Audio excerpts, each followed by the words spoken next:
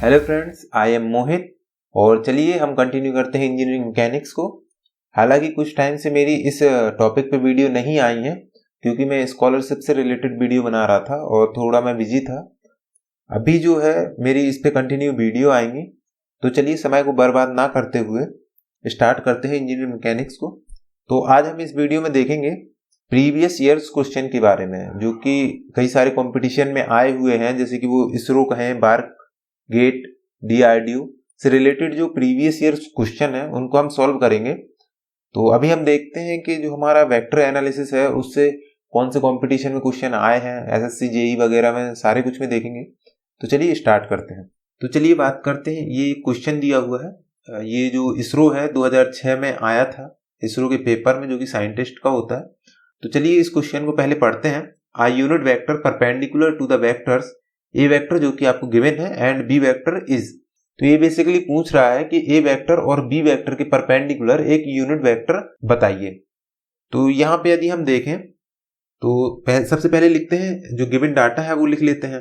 तो हमको दे के रखा है ए वेक्टर कितना है 2i cap minus 3j cap plus k cap. अब हमें यहाँ पे बी वेक्टर भी दिया हुआ है तो बी वेक्टर भी लिख लेते हैं। तो बी वेक्टर कितना हो जाएगा i cap plus j cap minus 2k cap. अब यदि मैं बात करूं यूनिट वेक्टर की, तो हमने पिछली वीडियो में पढ़ा था कि जो यूनिट वेक्टर होता है, यूनिट वेक्टर, मान के चलिए ये एक कोई वेक्टर है जिसका हम यूनिट वेक्टर निकाल रहे हैं, तो वो हो जाएगा ए कैप। तो ये क्या हो जाएगा हमारा A vector divided by its magnitude, मतलब इसका जो मोड है उससे यदि हम इसको डिवाइड कर देंगे ए वेक्टर को, तो उसका यूनिट वेक्टर निकल आएगा। तो चलिए हम इस क्वेश्चन को सॉल्व करते हैं। तो ये जो क्वेश्चन बोल रहा है कि इसके परपेंडिकुलर निकालना है, तो चलिए मान लेते हैं कि ये कोई वेक्टर, ये वेक्टर ए है और ये वेक्टर बी है। तो ये हमारा क्या हो गया, वेक्टर ए हो गया, ये हमारा वेक्टर बी हो गया। तो इनके जो परपेंडिकुलर वेक्टर है, तो हम चलिए ड्रॉ करते हैं परपेंडिकुलर वेक्टर को। तो एज्यूम करते हैं ये 3D है और कोई वेक्टर है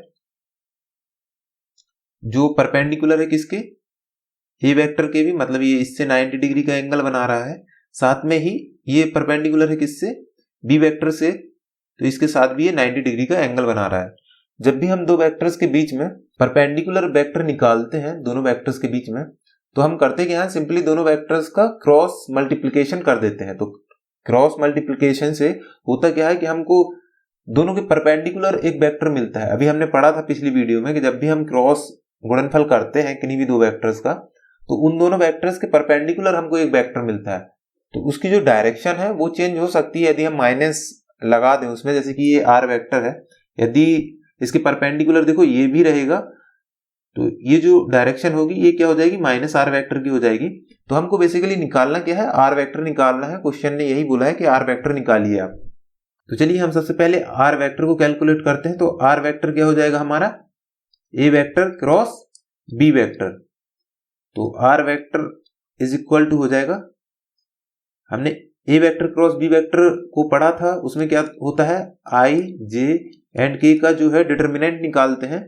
तो सबसे पहले ए क्रॉस बी लिखा हुआ है, तो ए के जो कंपोनेंट्स है वो लिख लेते हैं, आई कैप जे कैप एंड के कैप के। तो आई के नीचे ए वेक्टर के आई कैप का कंपोनेंट लिखेंगे तो ये 2 हो जाएगा, जे के नीचे जे का कंपोनेंट लिखेंगे तो -3 हो जाएगा, और के नीचे के का लिखेंगे तो 1 हो जाएगा। अब सिमिलरली हम इसमें जो बी है इसका लिखते हैं, तो बी का लिखेंगे तो ये फर्स्ट आ जाएगा, आई के नीचे लिखेंगे, जे के नीचे लिखेंगे तो इसका फर्स्ट है, और के नीचे लिखेंगे तो -2 हो जाएगा। तो ये कुछ इस तरीके से आ जाएगा। तो चलिए आर वेक्टर को सॉल्व करते हैं। तो R vector is equal to हो जाएगा, पहले हम इसके आई कैप के कंपोनेंट को सॉल्व करेंगे। तो आई कैप को जब हम सॉल्व करेंगे तो ये डिटर्मिनेंट है, तो जब भी हम इसको सॉल्व करते हैं तो ये इसका जो कॉलम है, ये कॉलम है और ये जो रो है ये कैंसिल आउट हो जाएंगे। तो यहाँ पे इनका मल्टीप्लीकेशन क्या हो जाएगा, -3 इंटू -2 क्या हो जाएगा, प्लस का 6। फिर यहाँ के बाद माइनस आएगा, 1 इंटू 1 क्या हो जाएगा, 1 हो जाएगा। यहाँ पे -j आएगा, और जो मल्टीप्लीकेशन है वो इस तरीके से हो जाएगा कि इसका जो 2 है इसके -2 से हो जाएगा तो -4 हो जाएगा, और 1 का 1 से होगा, ये माइनस का सिंबल रहेगा तो माइनस 1 माइनस का 1 हो जाएगा। अब यहाँ पे हम के कैप का मल्टीप्लिकेशन करते हैं तो के कैप का क्या हो जाएगा, ये देखिए ये जो रो है और ये कॉलम ये कैंसिल आउट हो जाएंगे तो हमारा ये वाला बचेगा। तो इसमें जब हम मल्टीप्लाई करेंगे 2 इंटू 1 क्या हो जाएगा 2, माइनस आता है और 3 माइनस 3 इंटू 1 क्या हो जाएगा प्लस का 3। तो जो हमारा आर वेक्टर है वो क्या निकल के आएगा 5i cap plus 5j cap plus 5k cap. तो अभी जो हमने निकाला है ये आर कैप, ये क्या है हमारा इसके परपेंडिकुलर है, लेकिन जो क्वेश्चन है यदि आप क्वेश्चन को ध्यान से देखें तो ये क्या बोल रहा है कि हमको क्या चाहिए, एक यूनिट वेक्टर चाहिए। तो ये अभी हमको वेक्टर मिल गया है परपेंडिकुलर, वेक्टर ए और वेक्टर बी के, तो हम इसका यूनिट वेक्टर निकालेंगे। तो यूनिट वेक्टर के लिए क्या हो जाएगा R cap is equal to R vector divided by R vector का मैग्नीट्यूड। तो यहां पे सिंपली सॉल्व करेंगे इसको, 5i cap plus 5j cap plus 5k cap divided. तो इसका जो मैग्नीट्यूड है वो कैसे निकालते हैं, इसका फॉर्मूला बताया था मैं पिछली वीडियो में, यदि आपने वीडियो नहीं देखी है तो आप जाके यहां से वीडियो देख लीजिएगा। तो जो आई कैप का टर्म है उसका स्क्वायर हो जाएगा, मतलब 5 का स्क्वायर हो जाएगा यहाँ पे, प्लस जे कैप के टर्म का स्क्वायर हो जाएगा, मतलब प्लस 5 का स्क्वायर हो जाएगा, प्लस के कैप के टर्म का स्क्वायर हो जाएगा, तो यहाँ पे भी 5 का स्क्वायर हो जाएगा। तो जो टोटल वैल्यू है यहाँ से हम 5 कॉमन ले लेते हैं, तो ये बचेगा आई कैप प्लस जे कैप प्लस के कैप, और यहाँ पे क्या हो जाएगा ये 5 यहाँ से कॉमन ले लेंगे तो 5 बाहर निकल के आ जाएगा, यहाँ पे अंडर रूट 3 बचेगा, 5 से 5 कैंसिल आउट हो जाएगा। तो हमारा जो फाइनल आंसर है वो आर कैप क्या हो जाएगा i cap j cap plus k cap divided by under root 3। ये है, ये हमारा क्या हो गया फाइनल आंसर। अब यहाँ पे एक इंपॉर्टेंट पॉइंट ये है कि यदि यहाँ पे जो साइन है यदि वो ऐसा निकल के आता minus i cap minus and minus का k cap divided by under root 3, तो क्या ये आंसर होता? यदि ये क्वेश्चन में दिया होता तो ये भी इसका आंसर होता प्लस ये भी इसका आंसर होता, क्योंकि उसने कोई भी डायरेक्शन नहीं पूछी है, उसने सिर्फ यूनिट वेक्टर पूछा है जो कि परपेंडिकुलर है दोनों वेक्टर्स के। हालांकि उसने स्पेसिफाइड भी नहीं किया है कि ए क्रॉस बी निकालना है या बी क्रॉस ए, तो इसीलिए जो ये दोनों आंसर हैं ये सही हो जाएंगे, ये वाला और ये वाला भी। तो चलिए देखते हैं कि क्वेश्चन में कौन सा दिया हुआ है। तो हमारे क्वेश्चन में दिया हुआ है ये वाला आंसर, तो इसका जो आंसर सी है ये सही हो जाता है। तो इस तरीके से ये वाला क्वेश्चन सॉल्व हुआ। चलिए अब हम बात करते हैं अगले क्वेश्चन के बारे में। तो यह एक नया क्वेश्चन है जो कि इसरो 2013 में आया था। तो चलिए इसको सॉल्व करते हैं। क्वेश्चन को पहले रीड करते हैं। वेक्टर ए है वो दिया हुआ है, वेक्टर बी है वो भी दिया हुआ है, एंगल बिटवीन देम अब वेक्टर्स इज। तो ये पूछ रहा है कि जो वेक्टर ए है और वेक्टर बी के बीच में एंगल बताओ, तो हमको एंगल बताना है। अब देखो एंगल हम दो तरीके से निकाल सकते हैं। पहला जो निकाल सकते हैं हम कैसे निकाल सकते हैं, डॉट प्रोडक्ट करके, डॉट प्रोडक्ट, या इसी को हम क्या बोलते हैं स्केलर प्रोडक्ट, क्या स्केलर। तो ये जो होता है क्या होता है हमारा, ये होता है ए vector dot B vector is equal to A B cos theta. और जो दूसरा हमारा होता है वो क्या होता है हमारा क्रॉस प्रोडक्ट, क्रॉस प्रोडक्ट, या इसी को हम बोलते हैं क्या वेक्टर प्रोडक्ट। ये क्या होता है हमारा, ये होता है A cross B is equal to A B sine theta N cap. तो अब देखिए आप जो एंगल है वो दोनों फॉर्मूला से निकाल सकते हैं यहाँ पे, लेकिन जब आप क्रॉस प्रोडक्ट को सॉल्व करते हैं तो आपको डिटर्मिनेंट सॉल्व करना पड़ता है, जिससे कि ये जो प्रोसेस है ये लेंदी हो जाती है। तो जब भी हम सिर्फ एंगल का कैलकुलेशन करेंगे तो हम हमेशा डॉट प्रोडक्ट का ही यूज करेंगे, क्योंकि इसमें कॉस थीटा का यूज होता है और मैग्नीट्यूड का यूज होता है, तो इसमें ज्यादा टाइम नहीं लगता है और हम किसी भी कॉम्पिटिटिव एग्जाम में समय बचा सकते हैं। तो हम हमेशा डॉट प्रोडक्ट का ही यूज करेंगे। तो चलिए पहले हम लिख लेते हैं जो हमें वेक्टर ए दिया हुआ है। वेक्टर ए है 3i cap plus 2j cap minus का 6k कैप। तो जो वेक्टर और जो वेक्टर बी दिया हुआ है वो है 4i cap minus 3j cap plus k cap. तो अब हम A vector dot B vector क्या करेंगे, कैलकुलेट करेंगे। तो ये हो जाएगा हमारा magnitude of A vector dot magnitude of B vector dot cos theta. तो A vector dot B vector हो जाएगा। तो ए वेक्टर का मैग्नीट्यूड कैसे निकालेंगे, ये ए वेक्टर दिया हुआ है तो इसका मैग्नीट्यूड कैसे निकालेंगे ये हम बता चुके थे। इसको अंडर रूट करते हैं और जो आई कैप का टर्म है उसका स्क्वायर करते हैं प्लस जो जे कैप का टर्म है उसका स्क्वायर करते हैं प्लस के कैप के टर्म का स्क्वायर करते हैं। तो चलिए यहाँ पे करते हैं। आई के टर्म का स्क्वायर क्या हो जाएगा 3 का स्क्वायर, जे के टर्म का स्क्वायर क्या हो जाएगा 2 का स्क्वायर और के का क्या हो जाएगा -6 का होल स्क्वायर। तो ये हमारा क्या हो गया,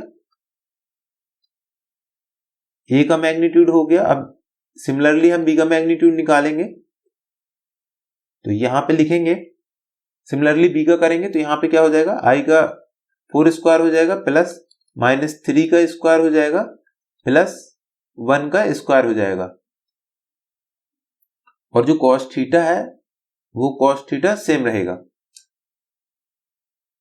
तो अभी हम यहाँ पे देखें कि ये ए वेक्टर डॉट बी वेक्टर भी निकालना है हमको, तो हम साथ में यहाँ पे ए वेक्टर डॉट बी वेक्टर भी निकालते हैं। तो ये क्या हो जाएगा 3i cap plus 2j cap minus का 6k कैप डॉट ये क्या है बी वेक्टर भी लिखेंगे हम इसमें साथ में। तो ये हो जाएगा 4i cap minus 3j cap plus k cap.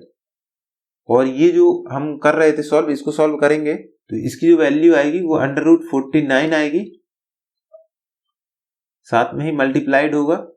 इसकी जो वैल्यू है वो कितनी हो जाएगी √26 हो जाएगी। कॉस थीटा लिखेंगे। तो अब यहाँ पे जब भी हम डॉट प्रोडक्ट करते हैं तो इसमें होता क्या है कि आई कैप का आई कैप से, जे कैप का जे कैप से और के कैप का के कैप से मल्टीप्लाई करते हैं। तो इसका जो आई कैप है इसका मल्टीप्लिकेशन इससे हो जाएगा, जो जे कैप का मल्टीप्लिकेशन है वो इससे हो जाएगा और इसका जो के कैप का मल्टीप्लिकेशन से इससे हो जाएगा। तो यहाँ पे हमारी जो वैल्यू आएगी वो क्या आएगी 3 × 4 क्या हो जाएगा 12 हो जाएगा। अब यहाँ पे प्लस लगाएंगे 2 × -3 क्या हो जाएगा -6 हो जाएगा, -6 × 1 क्या हो जाएगा 6 हो जाएगा। तो इज इक्वल टू क्या आ जाएगा हमारा √49 multiplied by √26 multiplied by cos theta. तो यहाँ पे ये जो सारी वैल्यू है ये 0 हो जाएगी। तो यहाँ पे हम लिख सकते हैं 0 is equal to √49 multiplied by √26 multiplied by cos theta. So इसलिए हमारा क्या हो जाएगा कॉस थीटा जो है वो इज इक्वल टू कितना निकल के आएगा 0 निकल के आएगा। तो जो थीटा की वैल्यू है वो कितनी हो जाएगी 90 डिग्री।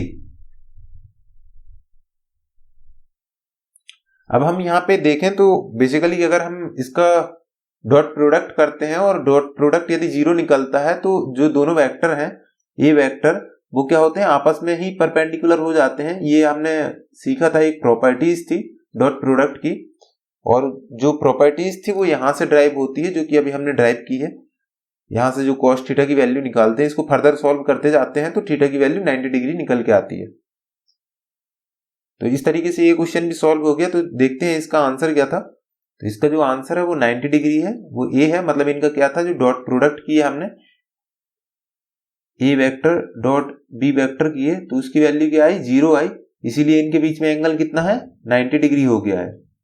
ठीक है, तो ये इंपॉर्टेंट पॉइंट है, ये भी ध्यान रखिएगा, क्योंकि जब भी हम इसरो का क्वेश्चन पेपर सॉल्व करते हैं तो वहां पे सिर्फ हमको 90 मिनट मिलते हैं जिसमें कि 80 क्वेश्चन होते हैं। तो मतलब ये रहता है कि हमको जो OMR सीट है वो भी फिल करनी रहती है, तो 10 मिनट तो उसी में चला जाता है। तो हमारे पास लगभग 1 मिनट रहता है पर क्वेश्चन के लिए।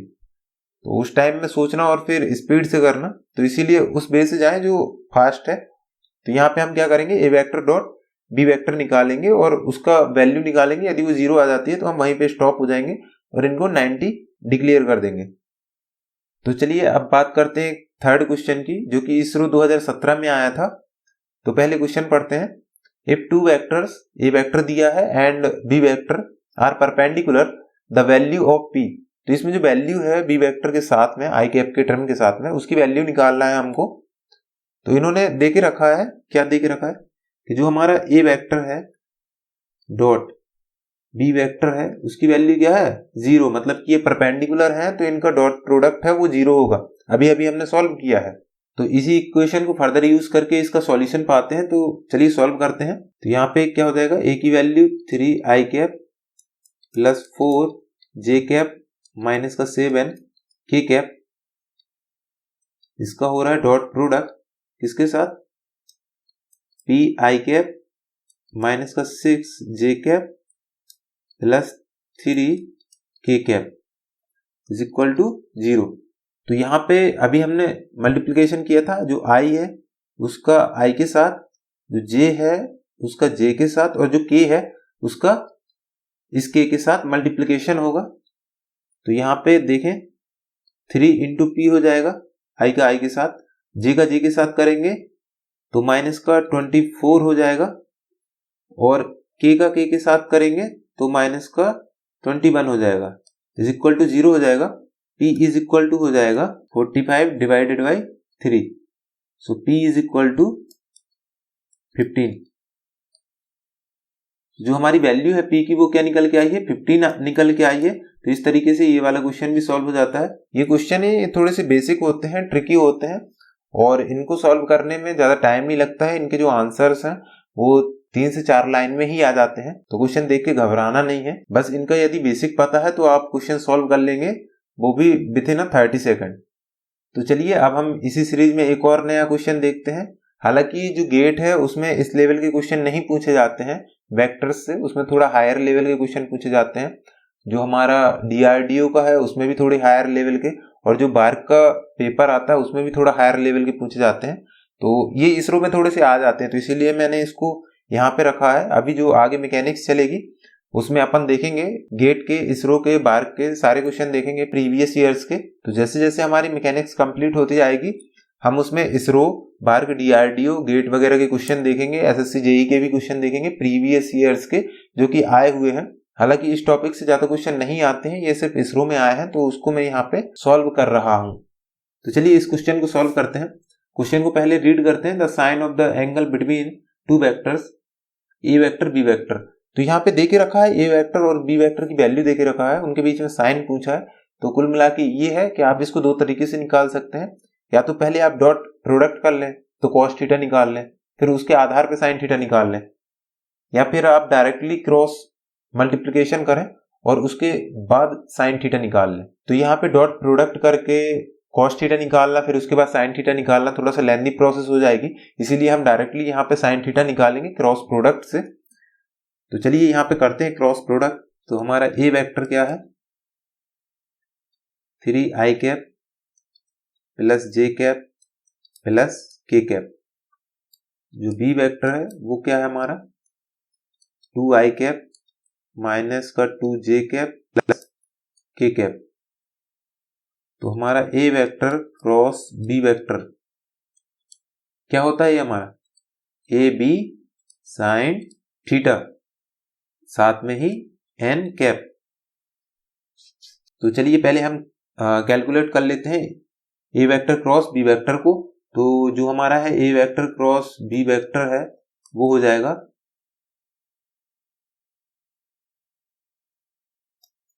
आई कैप जे कैप के कैप। तो यहाँ पे ए के कंपोनेंट्स लिखेंगे वो हो जाएंगे 3 1 1, एंड बी के लिखेंगे तो 2 -2 एंड 1। ये डिटर्मिनेंट है, ये आप पिछली कक्षाओं में सॉल्व करना सीख चुके होंगे। यदि आपको नहीं आता है तो आप मेरी जो प्रीवियस वीडियो है आप उसको देखिएगा, मैंने वहां पे इसको एक्सप्लेन किया है, तो आप वहां से सॉल्व कर सकते हैं। तो चलिए इसको डायरेक्टली सॉल्व करते हैं। तो हमारा जो आई कैप है, आई कैप का टर्म क्या निकल के आएगा, इसका 1 का 1 से मल्टीप्लाई होगा तो 1 आ जाएगा, और माइनस लगेगा -2 का 1 से मल्टीप्लाई होगा तो प्लस का 2 आ जाएगा। तो यहाँ पे 1 + 2 आ जाएगा, माइनस का जे कैप होगा, यहाँ पे जे का मल्टीप्लाई करेंगे 3 माइनस का 2 आ जाएगा प्लस के कैप आएगा। तो यहाँ पे -6 और -2 आ जाएगा। तो इस तरीके से हमारा 3i कैप -j कैप और -8k कैप आ जाएगा। तो ये हमारा क्या निकल के आ गया, ए वेक्टर क्रॉस बी वेक्टर। हालांकि देखो अब हमको यहाँ पे जो इस फॉर्मूला में हमको एन कैप की जरूरत नहीं है, तो यहाँ पे हम क्या करेंगे, डायरेक्टली मोड निकालेंगे। तो हमारा ये जो फॉर्मूला हो जाएगा वो कुछ इस तरीके से टर्मिनेट हो जाएगा, is equal to A B sine theta. तो यहाँ पे जब हम दोनों साइड मोड लेते हैं तो इसकी जो डायरेक्शन है, ये एन कैप है, ये यूनिट वेक्टर है, तो इसकी वैल्यू क्या हो जाती है, 1 हो जाती है। तो हम इस फॉर्मूले का यूज करके वैल्यू निकालेंगे साइन थीटा की। तो यहाँ पे सबसे पहले हमको इसका मैग्नीट्यूड निकालना पड़ेगा। तो मैग्नीट्यूड के लिए सॉल्व करेंगे इसको।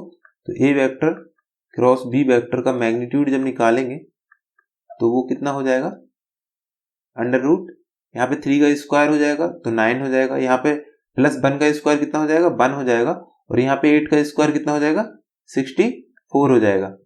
तो जो होल वैल्यू है वो कितनी चली जाएगी, ए वेक्टर क्रॉस बी वेक्टर का मोड 9 1 + 10 + 64 इज इक्वल टू 74। अभी यहाँ पे देखो, वैसे डायरेक्टली भी देखा जा सकता है कि ये हमारा साइन थीटा है, तो ये हमारा क्या रहेगा, यहाँ से जब साइन थीटा की वैल्यू निकालेंगे तो ये जो ए बी है ये नीचे चला जाएगा, इसके मतलब डिवाइड में चला जाएगा ए वेक्टर क्रॉस बी वेक्टर के मैग्नीट्यूड के। तो यहाँ पे देखिए ये क्या हो जाएगा, ये वैल्यू हमारी, तो ये वैल्यू हमारी ऊपर रहेगी। तो यहाँ पे अगर हम देखें डायरेक्टली तो ये हमारा आंसर ये आता है, लेकिन फिर भी हम इसको फर्दर सॉल्व करेंगे। तो हमारा यहाँ पे क्या आ जाएगा, इस फॉर्मूला को दोबारा से लिखेंगे तो यहाँ से क्या निकल के आएगा, साइन थीटा जो वैल्यू निकल के आएगी वो आएगी A vector cross B vector divide by A dot B. तो यहाँ पे अभी हमने इसकी वैल्यू क्या निकाली थी, अंडर रूट 74, और यहाँ पे अंडर रूट, और यहाँ पे ए की वैल्यू क्या हो जाएगी, ए की वैल्यू हो जाएगी अंडर रूट, यहाँ से निकालेंगे तो इसकी हो जाएगी 3 का 9 हो जाएगा, +1 हो जाएगा, +1 हो जाएगा, मल्टीप्लाइड बाई, इसका निकालेंगे तो 4 हो जाएगा, +4 हो जाएगा, +1 हो जाएगा। तो इसकी जो वैल्यू जाएगी वो अंडर रूट 74 जाएगी डिवाइडेड बाई 11, अंडर रूट में जाएगा 11 मल्टीप्लाइड बाई 9। तो हमारा जो साइन थीटा है, साइन थीटा, उसकी वैल्यू क्या निकल के आएगी, अंडर रूट 74 डिवाइड बाई 99। तो ये क्या हो जाएगा, ये हमारा आंसर हो जाएगा। तो इसका जो अंश है न्यूमरेटर, उसको हमने पहले ही डिटरमाइन कर लिया था। तो इस तरीके से ये हमारा ये क्वेश्चन भी सॉल्व हो जाता है। आंसर है वो आंसर क्या हो जाएगा, ए। तो चलिए अब एक और क्वेश्चन देखते हैं जो कि अभी इसरो का लास्ट है 2017 का। तो इस क्वेश्चन पे भी थोड़ा सा नजर डाल लेते हैं। तो पहले क्वेश्चन को पढ़ते हैं। The resultant of two forces acting at 60 degree is 7 newton and when acting at right angle is under root 34 newton, the forces are. तो ये क्वेश्चन बोल रहा है कि आपके पास दो फोर्सेस हैं, जब वो 60 डिग्री के एंगल पे एक्ट कर रहे हैं तो उनका जो रिजल्टेंट है वो 7 न्यूटन का है, और जब वही दो वेक्टर्स 90 डिग्री के एंगल पे एक्ट कर रहे हैं तो उनका जो रिजल्टेंट है वो अंडर रूट 34 न्यूटन है। मतलब ये है। तो पहले हम लिखते हैं लेट अस एज्यूम। तो हम एज्यूम करते हैं कि हमारा जो फोर्सेस हैं, forces are A vector and B vector. तो हम एज्यूम करते हैं कि जो हमारे फोर्सेस हैं वो हमारा ए वेक्टर है और बी वेक्टर है। तो यहाँ पे जो दो कंडीशन दी हुई है, तो फर्स्ट कंडीशन देखते हैं। अगर हम देखें फर्स्ट कंडीशन, तो इन्होंने ये कोई 60 डिग्री के एंगल पे ये वेक्टर होंगे हमारे, ये ए वेक्टर हो गया, ये बी वेक्टर हो गया, इनके बीच में एंगल दिया है 60। ठीक है। तो इनका जो रिजल्टेंट होगा कहीं यहाँ पे रिजल्टेंट आर, वो कितना है, 7 न्यूटन का है। कितना, 7 न्यूटन। और यहाँ पे जो दूसरी कंडीशन दी हुई है वो कह रही है कि जब तुम्हारे ये दोनों राइट एंगल पे एक्ट करेंगे,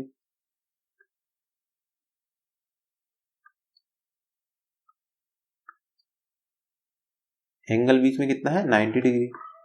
तो इनका जो रिजल्टेंट है वो कितना होगा, r हो जाएगा इनका √34। चलिए अब इसको सॉल्व करना है, देखते हैं आगे। तो अभी हमने रिजल्टेंट का जो फॉर्मूला था वो पढ़ा था। r वेक्टर का मोड मतलब ये है कि मॉडुलस ऑफ r क्या था, √a² + b² + 2ab cos theta. तो ये हमारा क्या था, फॉर्मूला था। तो चलिए इसको अप्लाई करते हैं। जब कंडीशन फर्स्ट लगाते हैं फोर कंडीशन फर्स्ट के लिए, तो हमारी जो r की वैल्यू हो जाएगी वो कितनी हो जाएगी, तो जो r है वो हमारे कितना हो जाएगा, 7 हो जाएगा। तो इस तरीके से हमारा ये हो जाएगा a² + b² + 2ab। यहाँ पे जो cos है वो कितना आ जाएगा, यहाँ पे 60 डिग्री था ना फर्स्ट कंडीशन में, तो यहाँ पे हम डायरेक्टली लिख देंगे 60 डिग्री = हो जाएगा 7। तो यहाँ पे हमारी जो वैल्यू निकल के आएगी वो हो जाएगी a² + b² + 2 × ab × cos 60 की वैल्यू कितनी हो जाएगी, 1/2। और यहाँ पे 7 का स्क्वायर कर देंगे दोनों साइड, तो इस यहाँ पे कितना हो जाएगा, 49। तो यहाँ से ये कैंसिल आउट हो जाएगा। तो चलिए इसको मैं थोड़ा सा यहाँ पे शिफ्ट करके लिखता हूँ।